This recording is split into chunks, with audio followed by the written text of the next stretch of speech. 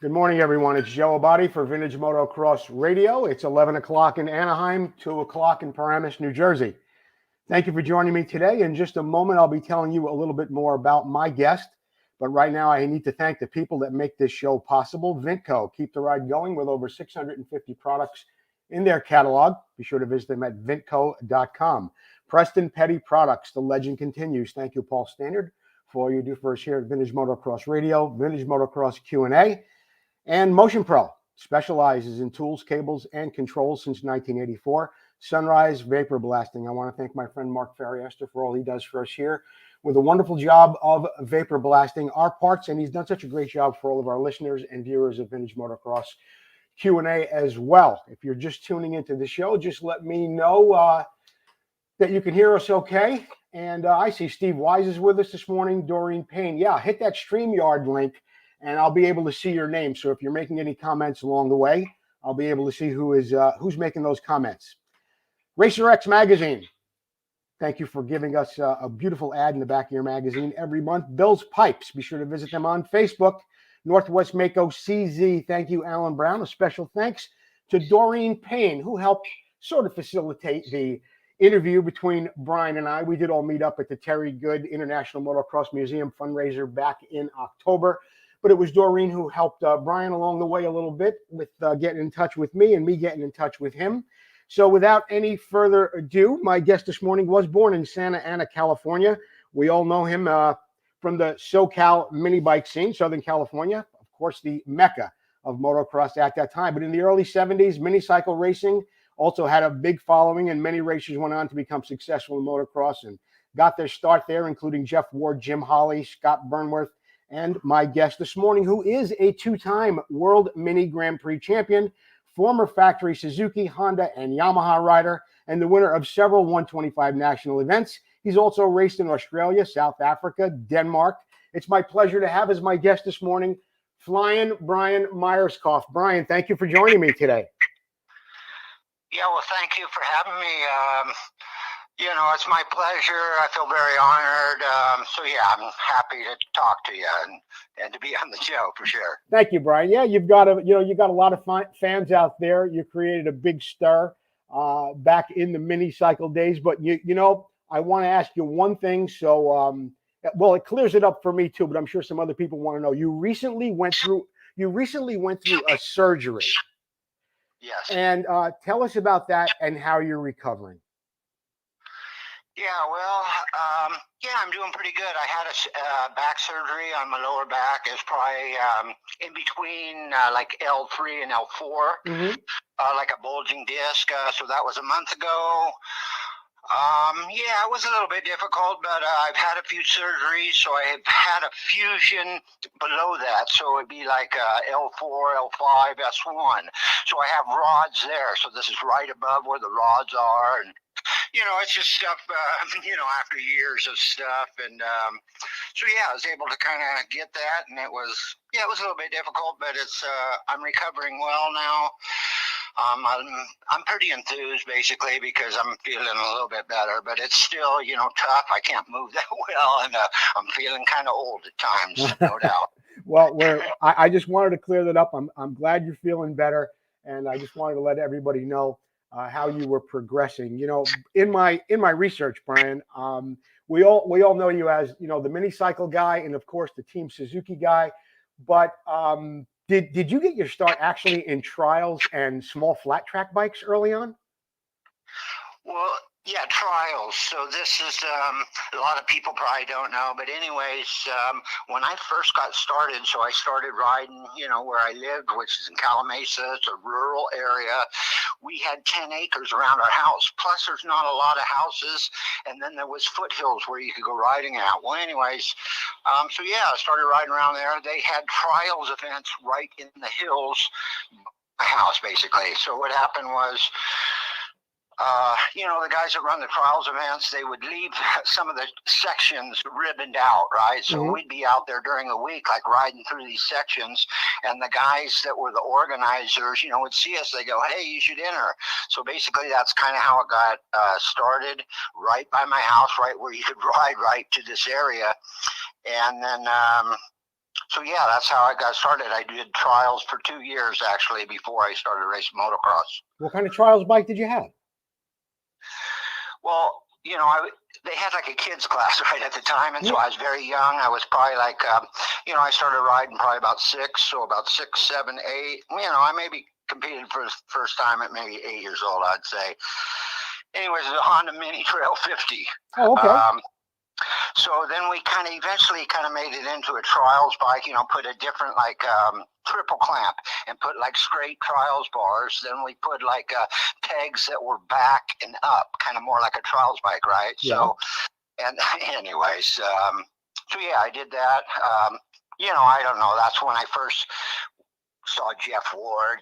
His dad rode trials, and then Jeff rode trials also, but he raced at the time also. So yeah. Did you live near Jeff? Were you guys friends when you were little kids like that? Well, that's when I first met him and seen him like riding the trials, and I kind of known him.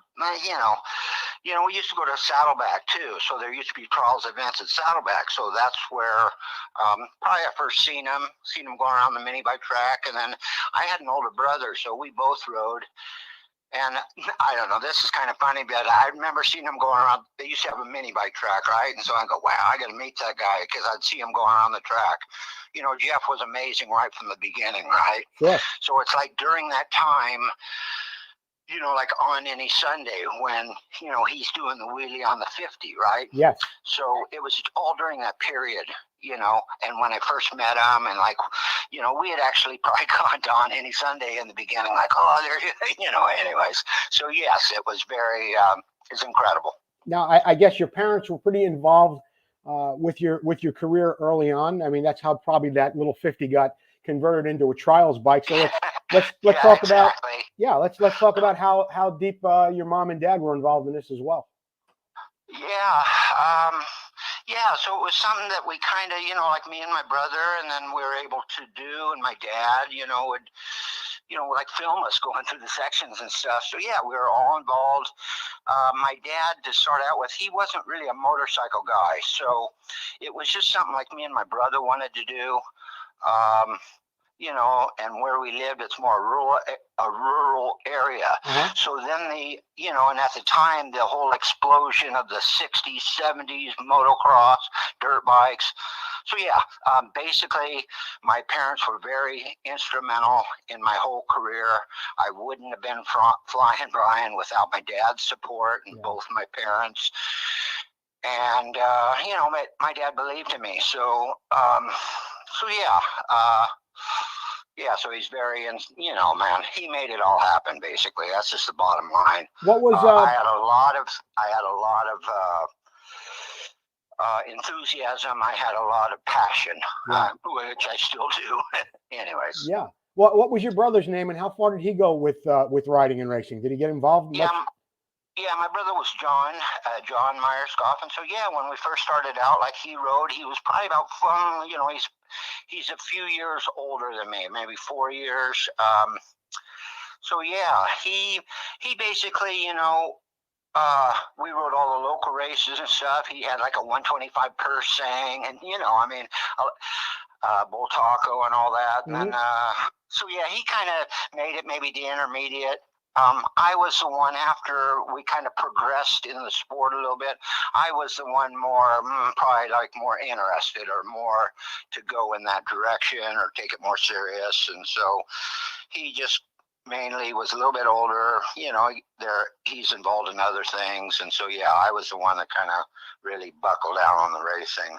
Okay. But yeah, he rode a lot with me. So, yeah. Now, you're a 2-time mini-cycle GP champion. What exactly does that mean, Brian? Where was that series held? How far did you go to win those championships? Tell us about those years.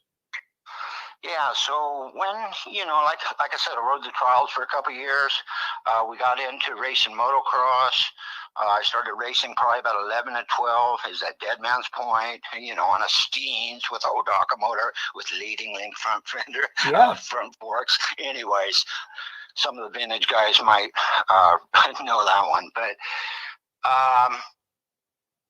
so yeah, I kind of forgot the question. Oh, no. It was, I get that from people now and then too. That's okay. I understand you're a 2-time Mini Cycle GP Yeah, champion. okay.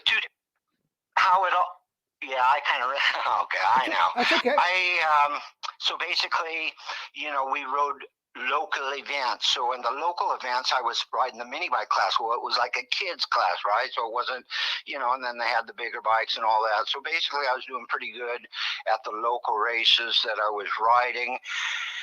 And we found out about like NMA, which was the Mini Cycle Association, which I hadn't ridden with that group basically. Mm-hmm. So basically we went to Indian Dunes. They had the World Mini Grand Prix, which was the biggest race at the time for mini bikes, like Loretta's or what they're doing now. So that was like the main race where people came from across the United States and all that.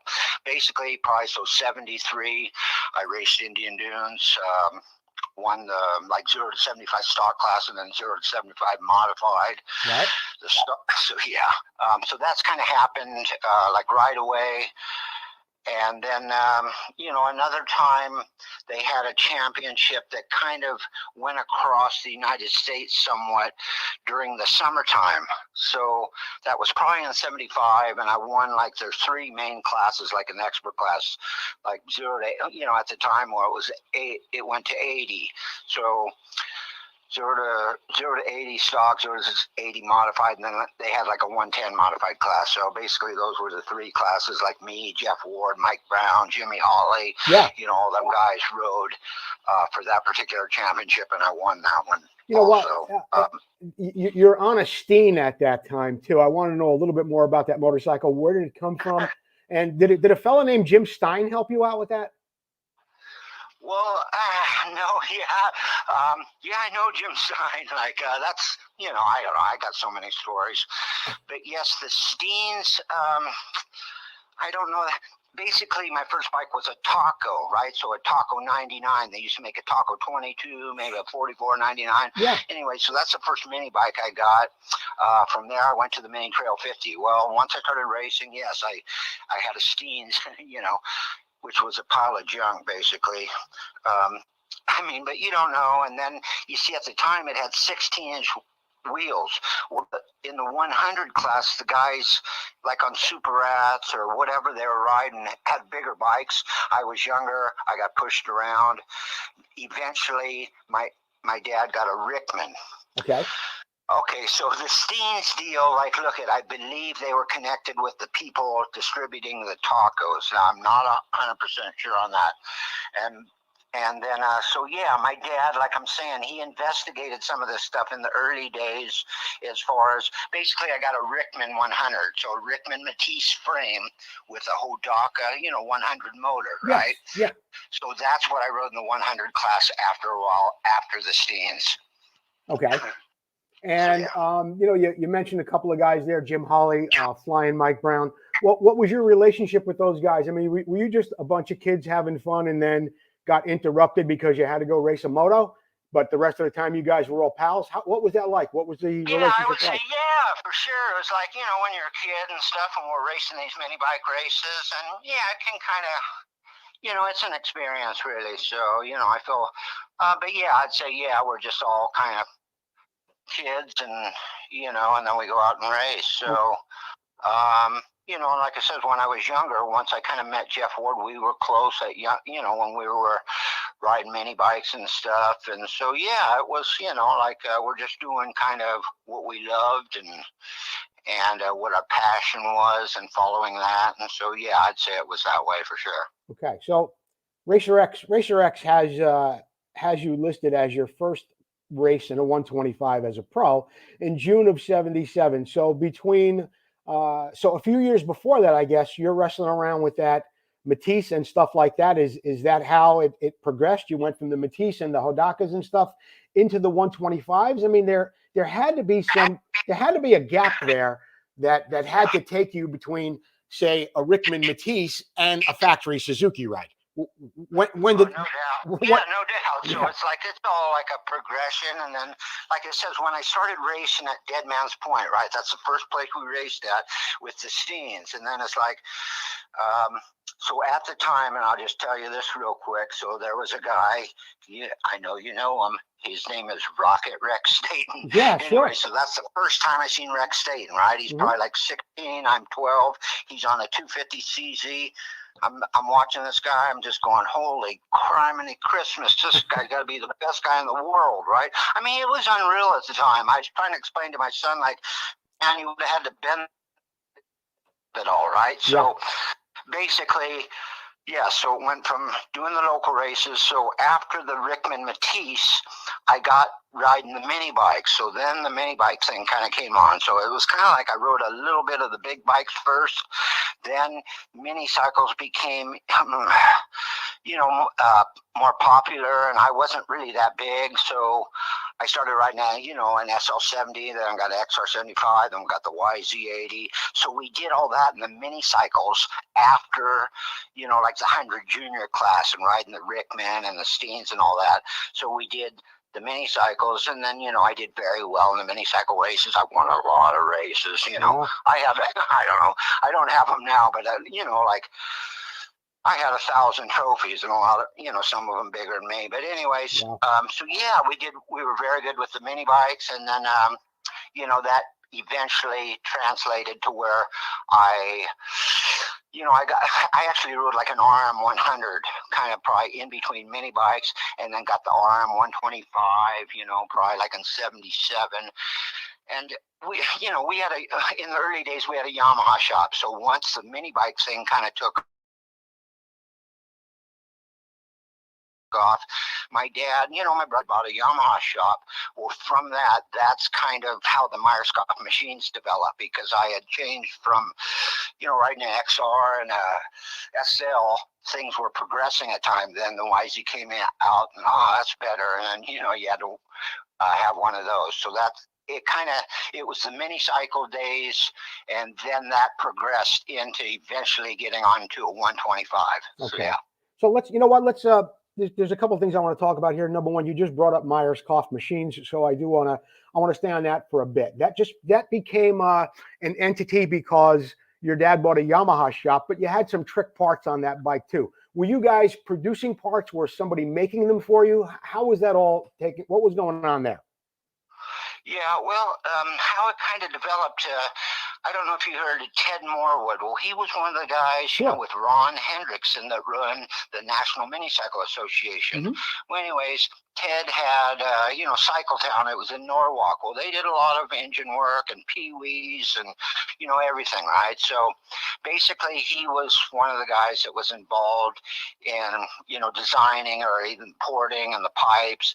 And so, yes, we had people that help design, help that. So I'd say he was probably the main guy. So Ted Morwood. Yeah. That's kind of how it all kind of developed from there. So were you guys selling? Did you have a mail order thing going on too? Were you guys sold parts?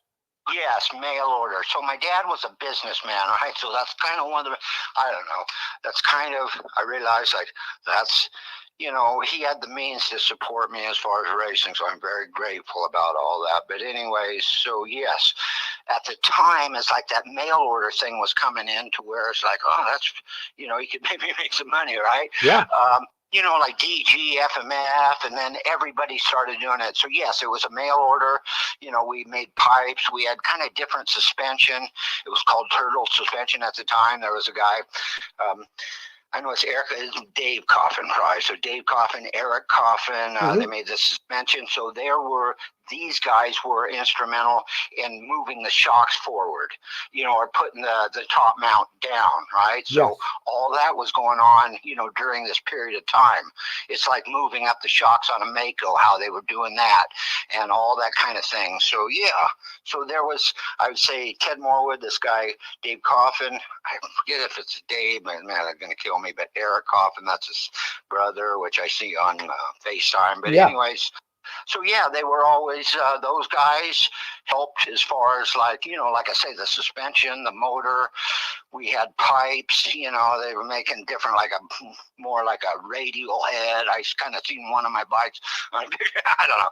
It kind of all blows my mind but yeah, it was great. So yes, he tried to have a mail order business. Basically, what happened was, see, he's a developer. He builds like track homes. So this was kind of in the back of his building, his office, basically, where he does the building work, like a general contractor. So Okay. So yeah, it's just something that he couldn't really kind of keep an eye on it good enough, probably, or it was a good idea. And so, yeah, it was kind of, it was fun at the time. So, yeah. And everybody was kind of doing it, right? So, Jeff Ward Racing Products, Mike Brown. So, yeah, all that kind of thing was going on. So, let me ask you this, Brian. It's, you got your picture in the magazines. You've got Myerscough machines. You're a pretty recognizable guy around the track, and you're getting quite a bit of a following. How does that affect you personally as far as like school goes and hanging out with other kids? Was a lot of that, was any of that going to your head, or you just took it with a grain of salt and went about your business? Yeah, I probably like with a grain of salt somewhat, but yeah, because I kind of rode a lot, and like after a while you're kind of getting known, and so yeah, people knew me as probably the guy that rides the motorcycle and all that, because in the early days I won some races, and then it's in the local paper, and so yeah, but like so I probably like I loved it probably, Yeah, but it's like, yeah, I kind of took it as a grain of salt, and just I'm just me, and just you're just kind of doing your thing. But yes, guys are obviously guys are into motocross, and so yeah. Well, Southern California, I mean, it's a hotbed for motocross talent. In the 70s, there were a lot of talented guys there. Like you said, you, Ward, Mike Brown, so many others. How do you wind up going from, the Myerscough machines and the mini cycles and whatnot? How do you get a contract with Suzuki? Talk to us about how that developed? Yeah, okay. Or am I missing something? Am I missing a big part of your career? Because we can go back and we can talk about anything you want. It's just like so. Yeah, like I'm saying, the mini cycles and all that. So during that time with the mini cycles, I don't know if it was 75 or 76. So like I was telling you about the one tour that went across the street. Or across the United States. Yeah. Well, nobody can afford to kind of really do all that, and like it was, it was difficult. And then, so basically, they used to have regional qualifiers, and then one main race in Springfield, Missouri. So this was probably in '76, my last year riding mini bikes or whatever. Okay. We knew the Dickinsons. So, like Rudy and Dean Dickinson, we had met them through mini bikes. Little Glennie used to ride Pee-wees when I was on like an 80. And so, yeah, basically what happened, I rode one of their bikes that they worked on and just go, holy crap, this thing rips, right? Mm-hmm. So, got, later on after that, got involved with the Dickinsons. So Rudy, Dean, little Glennie Dickinson. And, I was going to go to the bigger bikes. So basically, and then the RM was coming out, and, a nice little RMC. I don't know which one it is, but, it was a good one. And basically, I was just getting to where I could ride that bike, or big enough. And so basically, we got hooked up after the mini cycle thing with R&D, and those were the people that made it possible for me to sign with Suzuki. They had already been doing the they were like kind of like the head guys of the mini bike program. Yeah. So Mr. Dickinson, he knew like this guy Tosh Koyama. Well, he was the head of racing, right? Well, basically, so he knew them. They're doing they're tied in with Suzuki. So basically, they're working on my bike. Dean Dickinson was my mechanic for a couple times. He came to the first couple nationals I did on like an R&D Suzuki, like my first year, right? Yeah. So I did 3 nationals. I probably got lapped at every one. I got lapped twice at a place called Keysburg. Anyways, so I was doing good locally. So, right. And then basically what happened, Mr. Dickinson brought the Toshikoyama out there, like Carlsbad at Golden State. I ended up like passing Brock Glover, and I was beating him, and I might not have beat him that day or whatever, but it was enough to kind of like, okay, we're going to give this guy a shot because Brock was the national champion and all that. Yeah. So it was like, just kind of, local racing progressing. And like you says, like there's, all the top guys were from California. And then when you're out there practicing, there's guys that sell, the top factory riders. So, it was great realizing now the time that I grew up, the time of racing. It was unbelievable, really, looking back at it now and the history of it all. Yeah. And even before I got bigger, I studied the history before that. The guys before me, Gary Jones, Weiner, DeStefano,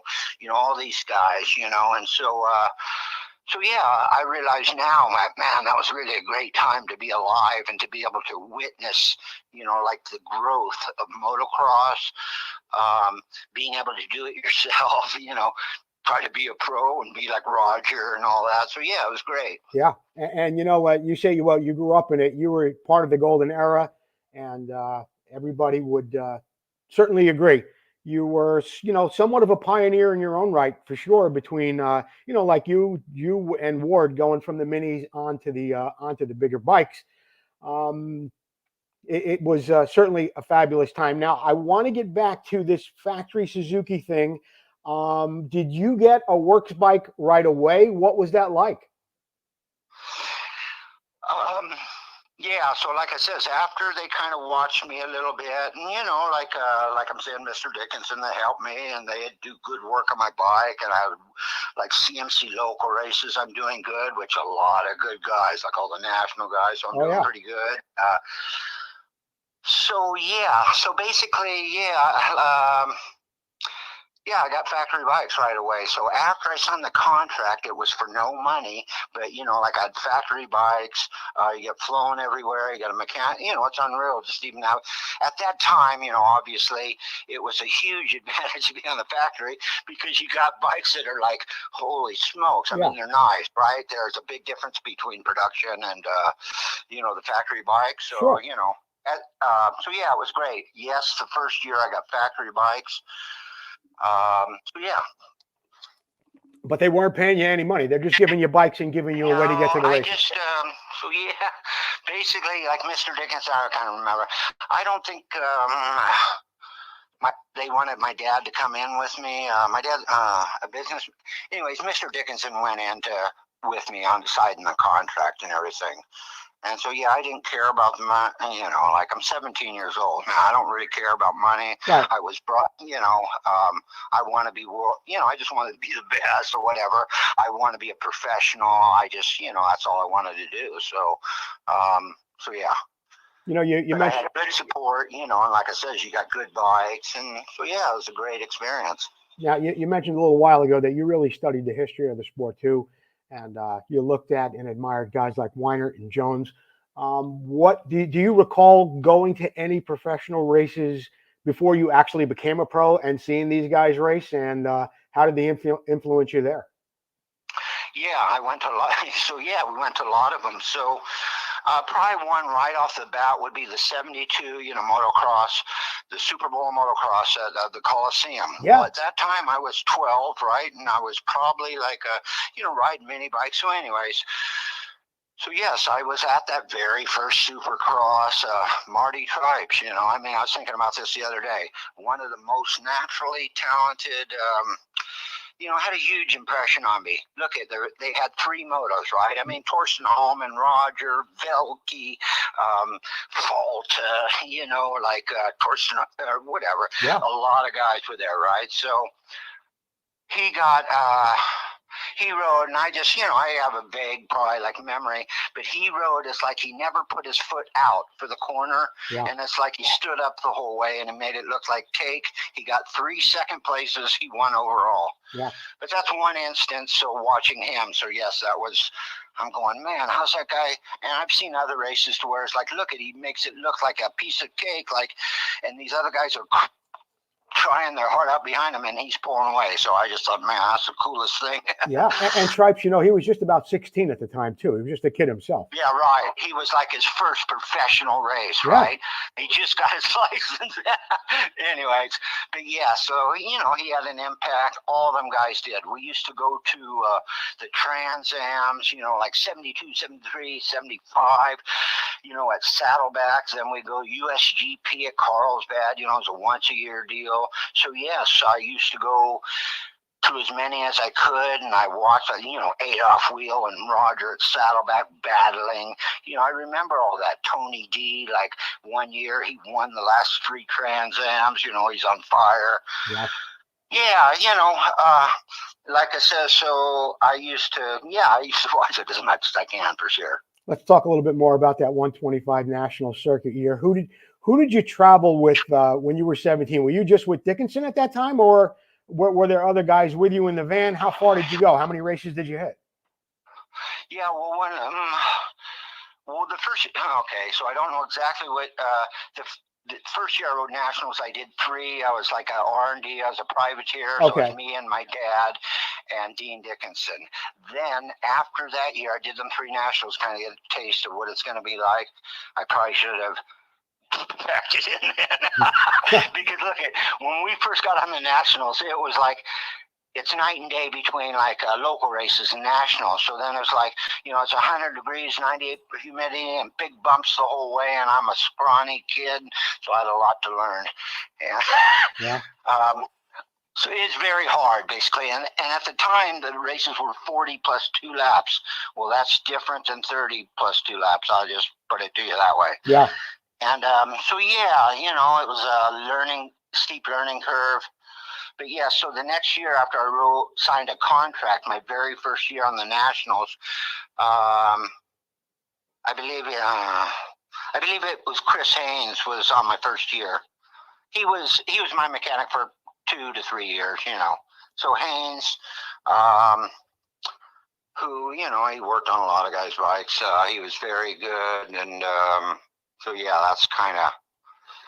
I had him for about 2 years. I don't know if the very first year, but yeah. So the first year would have been like 78. I got 3rd overall in the Nationals. Yeah. I was like AMA Rookie of the Year for my class. Mm-hmm. So yeah, it went good. I was, so I kind of upgraded from getting lapped to get 3rd overall. Was not bad. No, and then Galen Mosier probably was 2nd. Brock was 1st. Galen Mosier on the Kawasaki, yeah. And then me probably in 78. I do want to talk to you about that too in just a minute, about the Galen Mosier thing, but I've got a picture of you here, of course, on the old Myerscough machine YZ80. You've got a pair of beautiful Lancer leathers on. I want to know more about who were some of your other sponsors other than Suzuki? Who helped you out along the way? Yeah, like as far as the Lancer leathers, I don't think they sponsored me, but it's like, but yes, I got that from Jim Pomeroy probably because I seen him wearing it, right? Sure. And that Lancers was in Phoenix someplace. So, like I said, I got a lot of help from like, I watched a lot of things, and like I'm saying, my dad investigating a lot of things, but were you like Suzuki, and then like look at when I was riding for Suzuki, I would say like I rode for JT. Yeah, that's what at one time, maybe about a year or 2. High point boots. I used to love like the high points, right? So yeah, Scott goggles. It's kind of not like like I wasn't probably as big, how they are today. But, you get, I got good, pretty good help for sure. Good. Oh, okay. I was just wondering about that, and we're going to be talking more about your Yamaha and your Honda rides a little bit later. I was just wondering along the way now, it just came to my mind, we were talking about contracts and stuff. Did ever throughout your entire career, did anybody ever offer you a contract that you regrettably turned down? I know you went to Honda, I know you went to Yamaha, but did anybody else come along the way and offer you a ride? I would say no. And the other ones are a little So yeah, basically I only had a contract with Suzuki, so I signed that first one, right? And then after that, so that was with 1 year. Then I signed another one for 2 years, and I probably got like $15,000 a year on that 2-year deal, Okay. right? Which was very low compared to the other guys. But I, like at the time I was training with Kent Howerton and there's Mark Barnett and some of these guys. I didn't have the power to ask a lot of money, and I didn't. I was just trying to get better, and I just so yeah. Man, I forgot where I was going. No, that's no. You said you never turned down it. You never turned down a contract. You were never offered another contract. Here's the thing with the contracts, like. What happened was, I did the 2 contracts with Suzuki. I'd got sick at one time. I was out of racing for probably like a year and a half. Yep. I came back. Honda was going to sign me.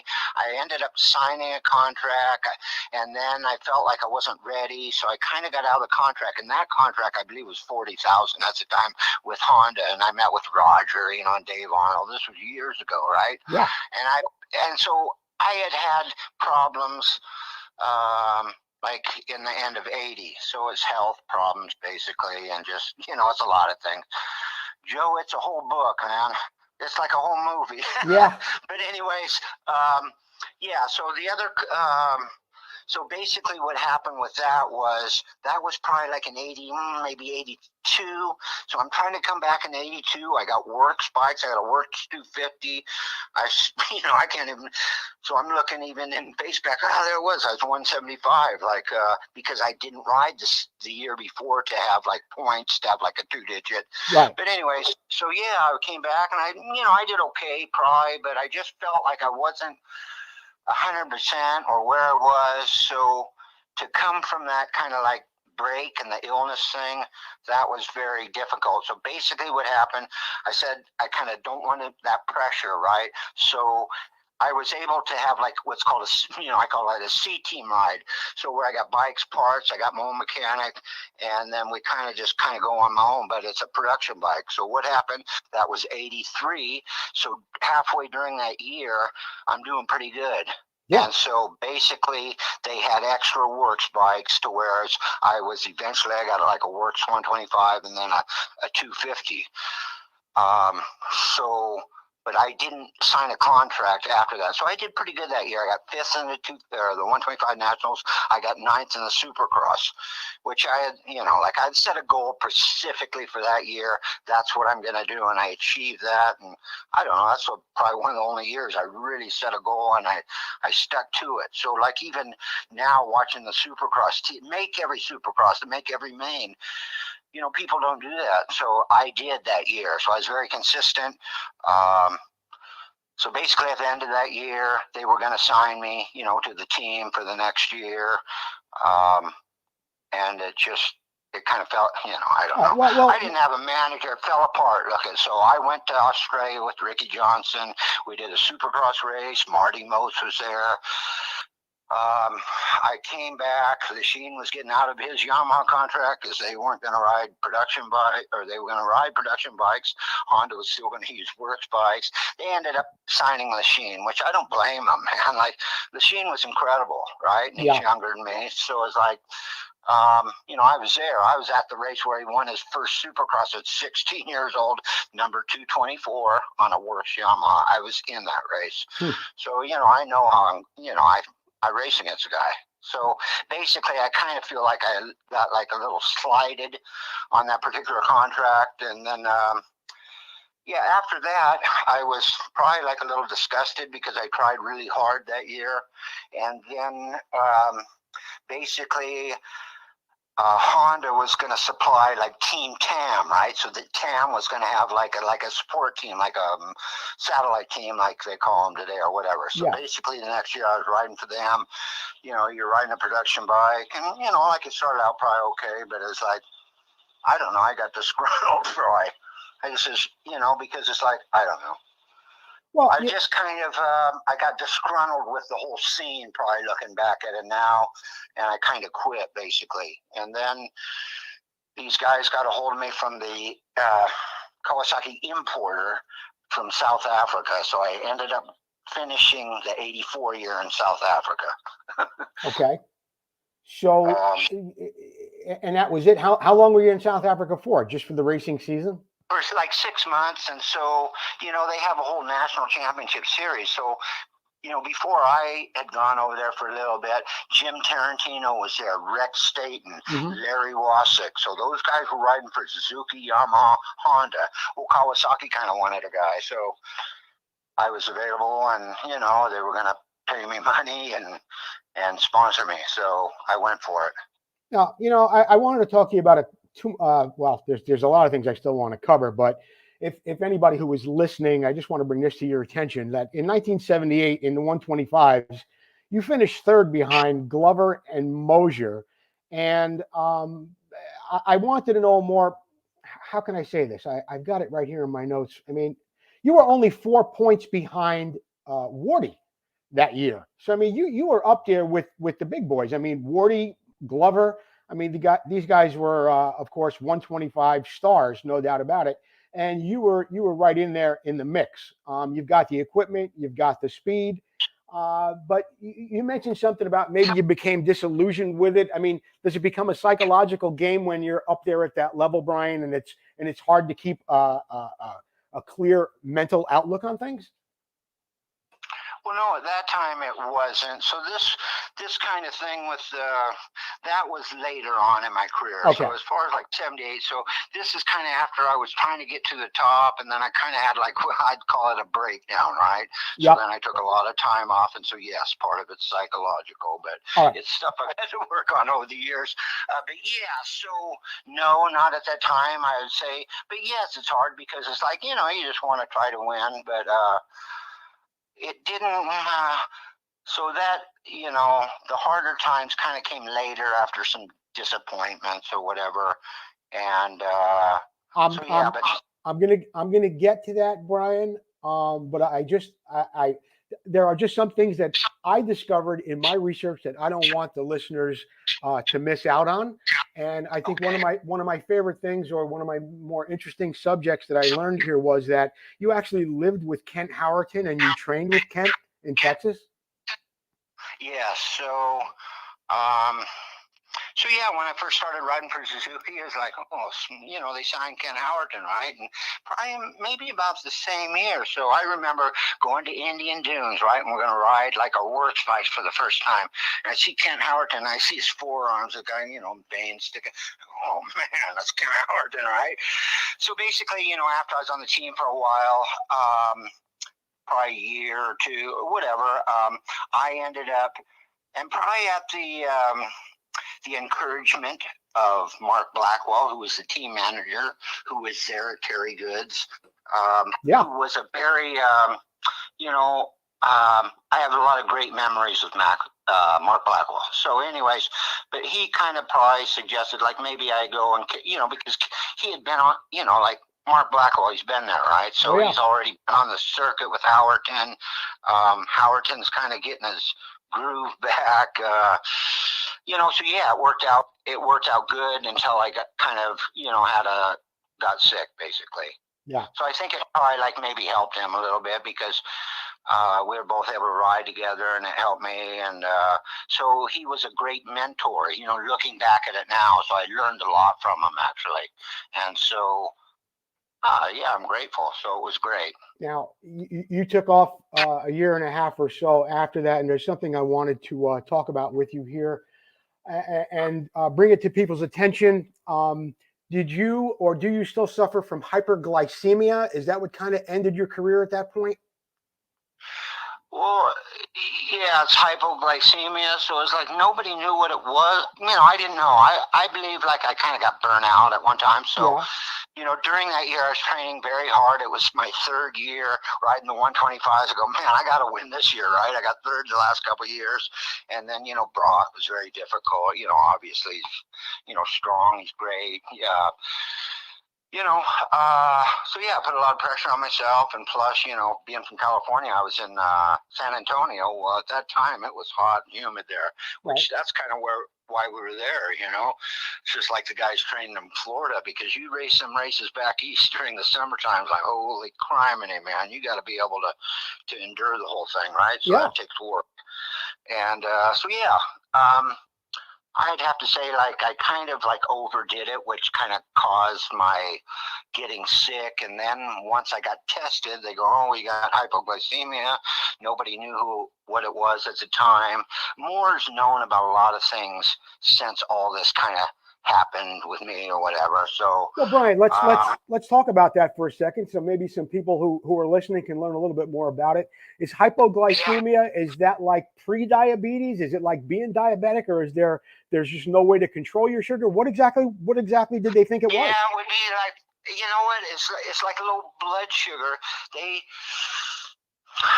So yeah, basically, kind of, like in the early days, it's trying to like, control it by, like what you're eating, and try to have a steady, like a blood sugar level, so where it's not going up and down, right? And so, which was controlled by diet. Yeah, like, look at like, yeah. And so, yes, I realized like even that affects a couple people in my family. So it could be, there's genetic aspects and all that about it. But yeah, I think some of it was, it's a combination of things. Okay. It's just like, I would have to say mental also. Yeah. Because I didn't really understand this when I was younger, but I probably suffered really from depression ever since I was like 16, like depression, maybe, and anxiety. And I didn't know nothing really about it. And then it kind of hurt my confidence. As I got older, my confidence waned, basically. So there's a lot that kind of goes into it. But so yeah, it kind of, put a dampener on my career. And so I tried to come back from that. And then that was difficult because it was like nobody knew what it was. And then it was like, oh, Myerscough, like whatever, like he's a head case, right? Well, which well, yeah, in a certain way I am, but I'm very grateful about it all. Like, look, it's just like through it all, I've been able to learn a lot of stuff from it all. So yes, I believe it was like, low blood sugar, depression. There's other factors, and then it's like, I've seen people say, "Oh, Epstein-Barr." It could be part of that. I had mono when I was younger. Bad, kind of. Okay. Whereas I tried to recover from that, then I didn't. Then I had to go back to resting. So this was probably when I was young. So it's just. So yes, it was just a very difficult time, and then like you see guys now, they got Epstein-Barr, whatever. Because I can understand a lot of that because you can't. Everybody's body's different, and everybody is different basically. So you have to kind of monitor. You can't like overtrain basically, and just like you gotta kind of have a better balance. I didn't have good balance probably at the time. I didn't have a good perception. It's just a lot of things you learn as you get older. Like I always believed in God, and then it was like I didn't have a good foundation as far as like being solid. So then when I got out on my own, stuff gets, and it's hard to grow up when you're in that environment of racing also. Unless you have good guidance. And, like I was telling whoever, like today guys have really a lot better guidance, really, and a lot of different things. And like life matters, how to manage the racing and how to make it through a whole series and all that. Yeah. And so, yeah, it was just kind of, it's all been a learning experience. Well, Brian, you mentioned your relationship with God. You mentioned your depression. Did your relationship with the Lord, is that how you began to manage your depression? Yes, for sure. Because it's like, look, to put it kind of in a nutshell, then it's like, like it says, I always felt God wanted me to ride. So when I was very young at 6, I begged my dad, "Did you get the mini bike? Did you get the mini bike? Did you get the mini bike?" Until he got me a mini bike. And so I kind of felt like this is what I'm going to do, right? So I felt God wanted me to ride and all that. And so basically, kind of when it wasn't really working out, then it's like, yeah. So, and then you have depression, and you find out like your whole family kind of suffers from depression. And, look at, man, I've suffered from alcoholism, drug addiction. I still work on it all. God has had a lot of mercy. He's had grace on me.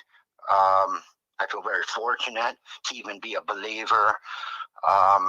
it's like, so as far as like the recovery of these things that have affected me or anybody really, God is the whole catalyst as far as recovering and to have any, peace and contentment. That's within yourself. Yeah, and that's great that you shared that testimony with us. I think it's becoming more and more prevalent these days, where more and more people are coming out and talking about it, and talking about their depression and things that they battle with. That 40 years ago, we just thought we were having a bad day, and in reality, was some of us wanted to jump off a bridge. Yeah, so basically, like I'm feeling good, but yes, I've been through a lot of treatment centers. You have to look at your parents' background, where they came, just a lot of things. So I've gotten I'm grateful for it all, because it's like, it's by the grace of God you are who you are, and you come from where you come from, and so through it all, it's kind of almost. God gets you to where, I've really had to buckle down and learn like his word and all that. So I've read the whole Bible to where it's, sometimes when you're growing up, you're taught certain things, and then sometimes you realize, well, maybe that isn't quite right. So I kind of got to a point to where it's like I really had to surrender as far as like my relationship with Jesus Christ. I had to recommit myself probably about 8 years ago. Yeah, whereas that's it. Yeah. Otherwise, I wasn't going to make it. Right. You were born again. Yeah, Absolutely. So it's like, and I always felt like born again. I always felt God was with me. I always prayed before my races, right? Yeah. So when I'm here today, and then another thing is my mom was kind of my spiritual like mentor. So my mom was very involved with God and the church, would do her devotionals every day. So, and then when we're bummed out, she'd give me a Romans 8:28 about all the things working together for good to those that love God, those that are called according to his purpose. Well, anyways, these things. So knowing God more, knowing the Bible more, where I'm at right now, these things have come to like fruition, like in my life. So It's like, it's a blessing. So my mom, what I was taught as a kid, to even know about God in the first place or have any inclination about all that kind of thing. So, I don't know, man. I just feel blessed now. I got 2 good kids. I got incredible grandkids. It's unbelievable, really. Tell us about your kids a little bit. Make no doubt about this. Is like, there's times where I was, there's been a few hard years. I'll just put it that way. Yeah, I know there were, Brian. I know there were. But you know what? Tell me about your kids. You got boys, girls. What do you got? Yeah, so I have a son and a daughter. 32 is the son, 34 is the daughter, and I'm very proud of them. They're JD and Terran. I have grandkids that are 4 and 6, girls for my son.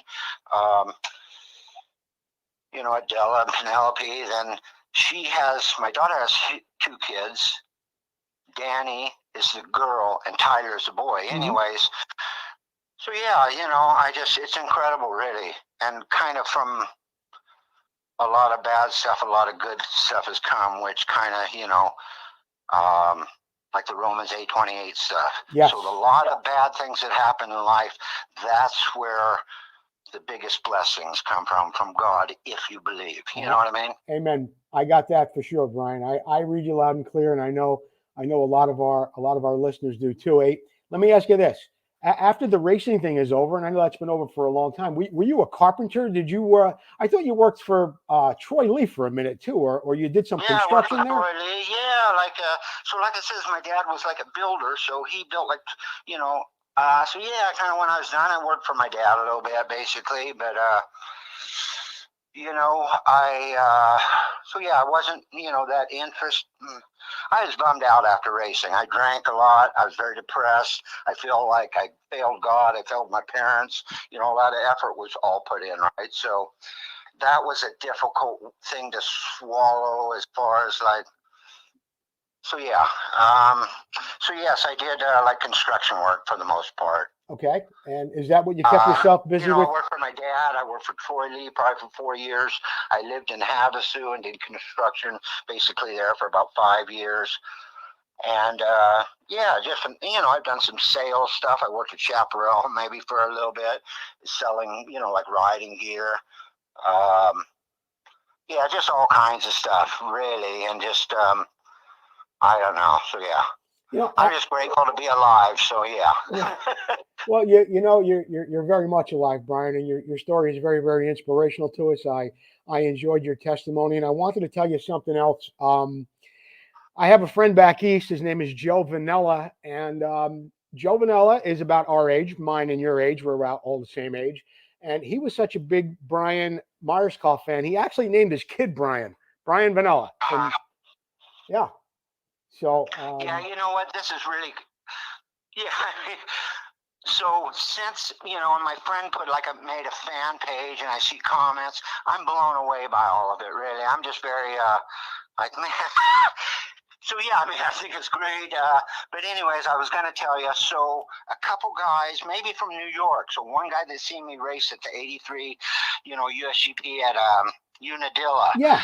He named his kid Brian. Well, we were all able to get on a conference call and talk. Yeah, that's him. One time. That's him, yeah.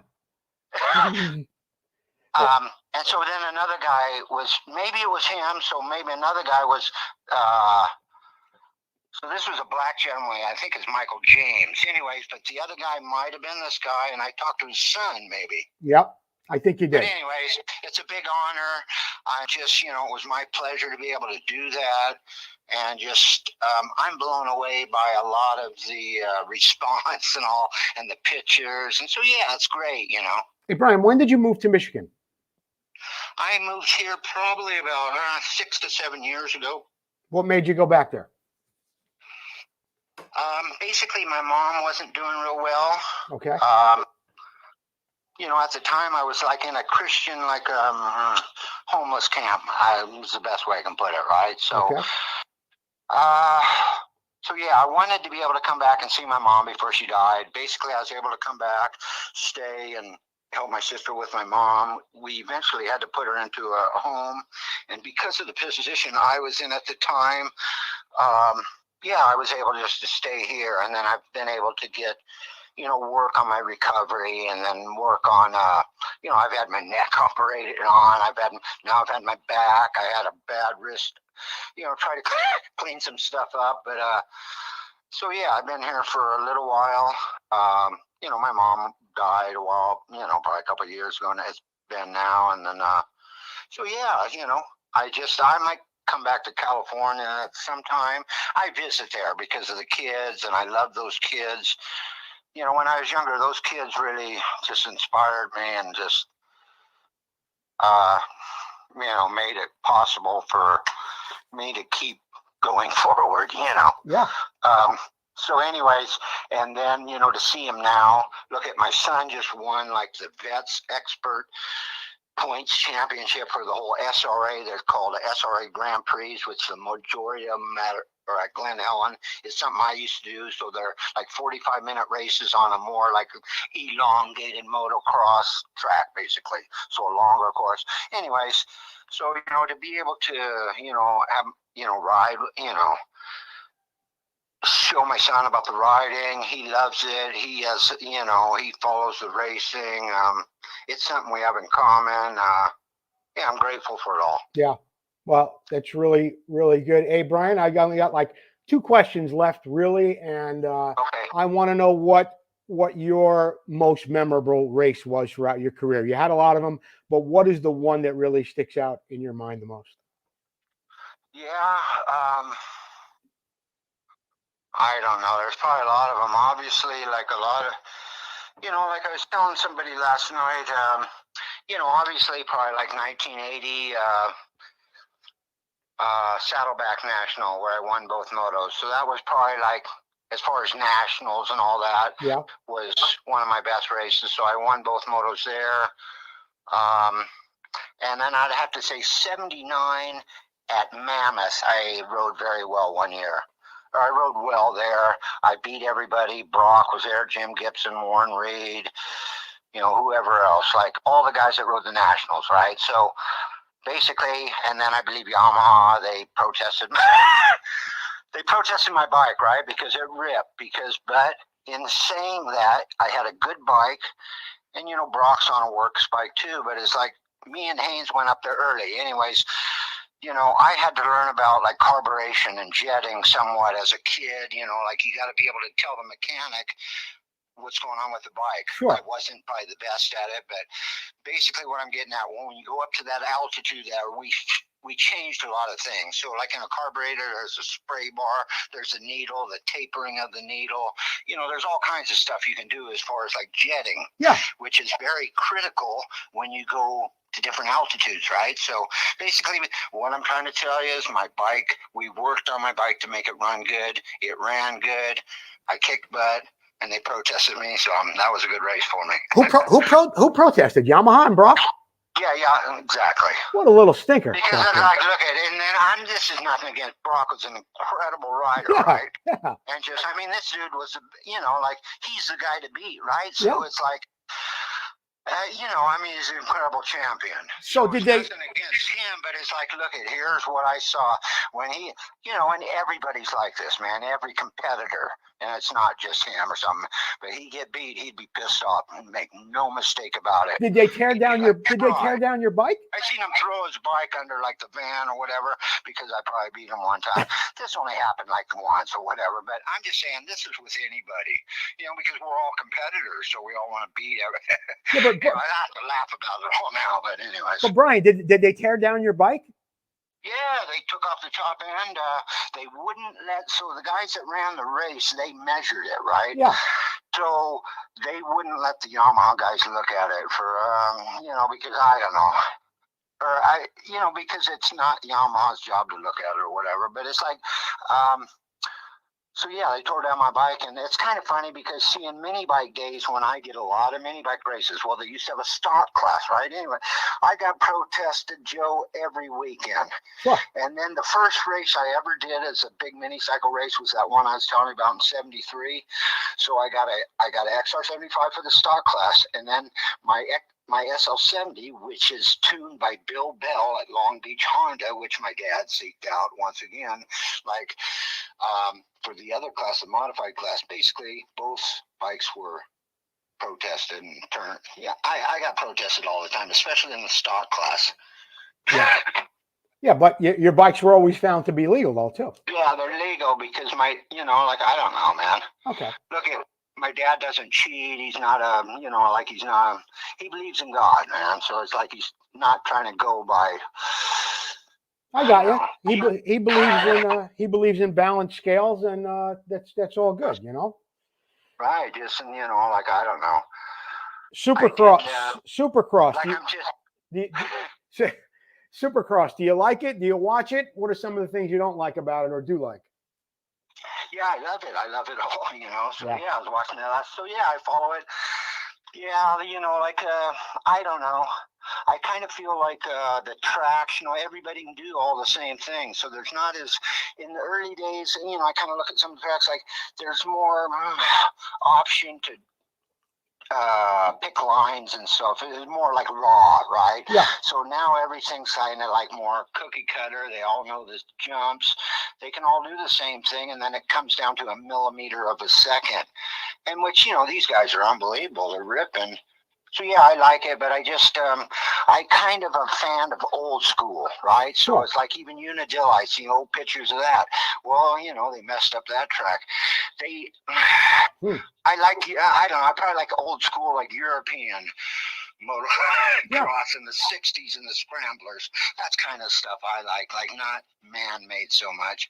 But yeah, I know I enjoy anything with the dirt bike, but it's just great that it's gotten the attention that it has and grown.